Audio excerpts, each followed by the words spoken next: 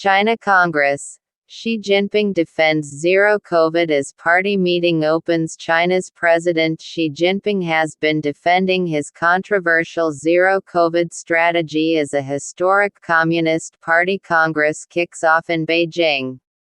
In a break in decades-long tradition, delegates are likely to hand Mr. Xi a third term as party chief. Zero COVID was an all-out people's war to stop the spread of the virus, he said. The policy has saved lives, but also exacted a punishing toll on the Chinese people and economy. There is increasing public fatigue over lockdowns and travel restrictions. Beijing has come under strict security measures ahead of the Congress, sparking frustration in the city with a rare and dramatic public protest on Thursday criticizing Mr. Xi and zero COVID. Mr. Xi also addressed the issue of Taiwan, which China claims is part of its territory. Self-governing Taiwan sees itself as distinct from the mainland. Speaking slowly and deliberately, he said Beijing would never promise to renounce the use of force, and that complete reunification of our country must and will be realized, prompting sustained applause from delegates. On Hong Kong, Mr. Xi said Beijing had exerted control there, turning the situation from chaos to governance. Beijing imposed a sweeping national security law on the territory after pro-democracy demonstrations in 2019. Mr. Xi also made reference to divisions within China's political establishment, saying his rule had removed serious hidden dangers in the party.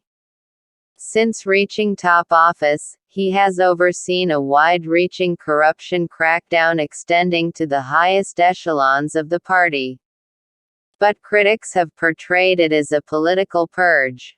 He also added that China would accelerate the building of its military, referencing the terms safety or security some 73 times. The speech, which lasted less than 2 hours, was significantly shorter than his speech at the last Congress in 2017. His remarks have likely had their choice of words workshopped for months, and analysts will be poring over it for any signs of policy shifts. A third term as leader of the Chinese Communist Party (CCP) will pave the way for him to become the most powerful leader since Mao Zedong. About 2,300 delegates are meeting to elect party leaders and debate key policies. Over the course of the Congress, delegates are also expected to elect various leaders, including the Politburo Standing Committee, China's equivalent of a presidential cabinet, who will present themselves to waiting media during the Congress. In the past, the twice-a-decade Congress was seen as a chance for leaders to promote their supporters, as they vied to increase the power of their factions within the party. But observers say these days there appears to be only one faction at the 20th Party Congress, that of Mr. Xi.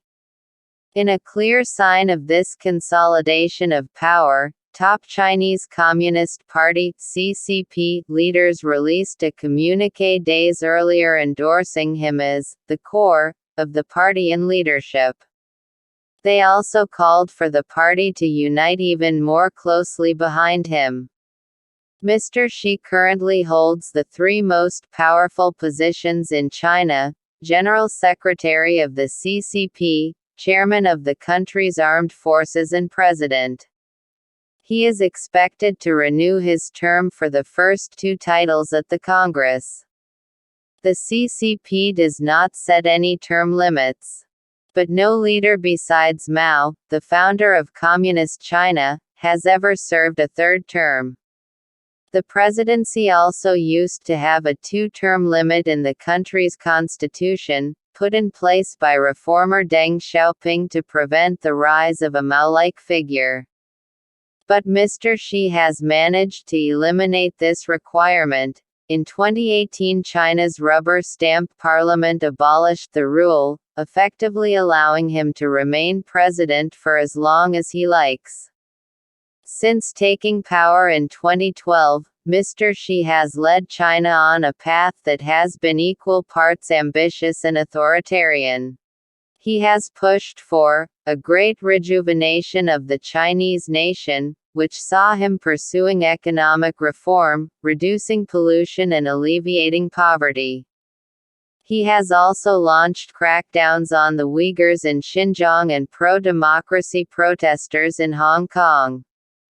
But Mr. Xi continues to face a multitude of challenges, such as youth unemployment, a slowing economy and the ongoing property crisis, and of course zero COVID.